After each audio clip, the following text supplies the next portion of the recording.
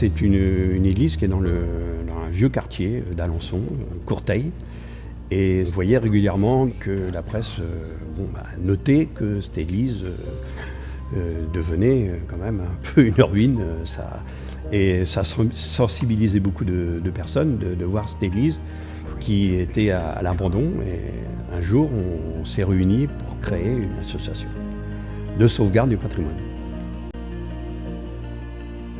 Ce qui est attachant avec cette église, c'est qu'elle était dans un quartier de Courteil. Il y avait beaucoup d'habitants. Aujourd'hui, évidemment, Courteil s'est beaucoup agrandi. Et en plus, c'est une église où il y avait eu des événements. Comme à l'époque, il y avait les mariages, il y avait la communion, il y avait le baptême, les enterrements. Et donc, tous les gens qui habitaient Courteil avaient tous un lien assez fort avec cette église par rapport à ces événements. Et comme il y a eu une rupture pendant 40 ans avec cette église, il y avait une volonté de voir cette église restaurée pour se remémorer justement tous ces souvenirs. Alors Saint-Roch, sur le plan historique, c'est le patron des guérisseurs. Et on peut penser qu'au XVIIe siècle, il y a eu une épidémie de lèpre. Et que sûrement le vieux Courteil a dû être touché. Et un jour, on a construit l'église en 1680. C'est la duchesse de Guise qui a souhaité construire cette église-là sur une chapelle. Et ils l'ont appelé Saint-Roch, probablement pour le dieu des guérisseurs par rapport à des maladies qu'il y avait eu dans le quartier. On pense, c'est une explication historique.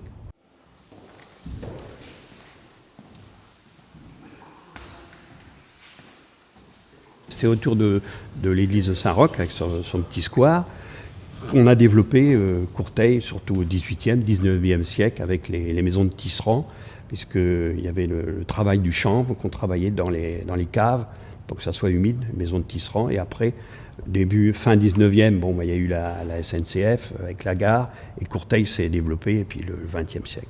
Donc c'est sûrement le quartier d'Alençon qui s'est le plus développé au cours du XXe siècle. Bien restauré.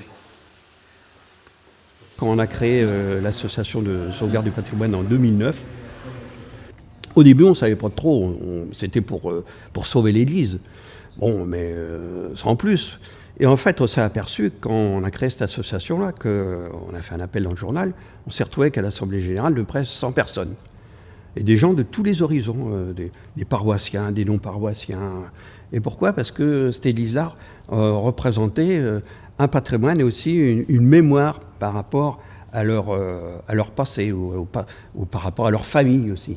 Et c'est là qu'on s'est aperçu que les gens sont très attachés à l'église, si même maintenant la fréquentation est beaucoup moins importante.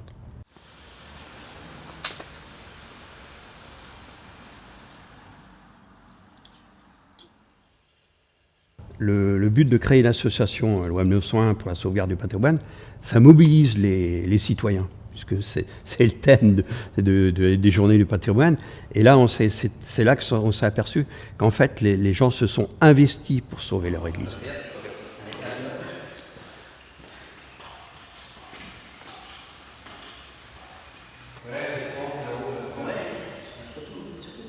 En 2009, on a créé l'association.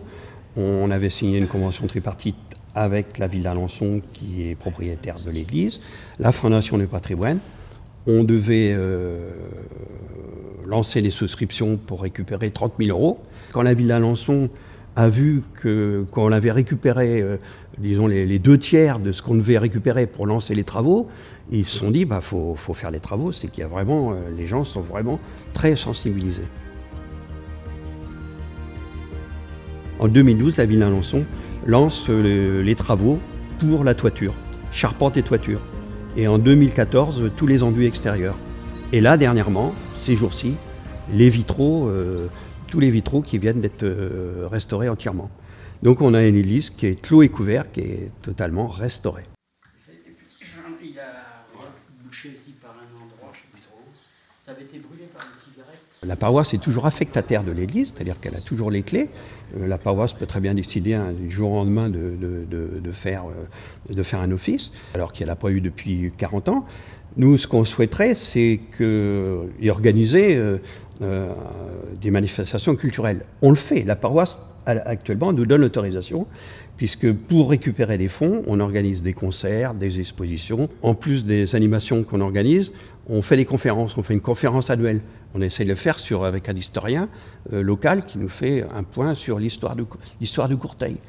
Et on a des gens qui viennent, et des gens qui ne seraient jamais allés à une conférence dans le centre-ville, puisque les gens de Courteil, mais ils viennent à une conférence parce qu'ils sont en lien, en fusion avec l'association des Amis de Saint-Roch. Ça, c'est très important.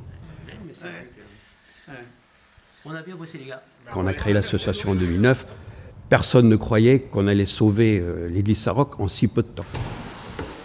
Les gens, quand ils vont à l'intérieur, avec les boiseries, le chœur, l'autel, sont toujours surpris de la qualité, disons, architecturale de l'intérieur de l'église.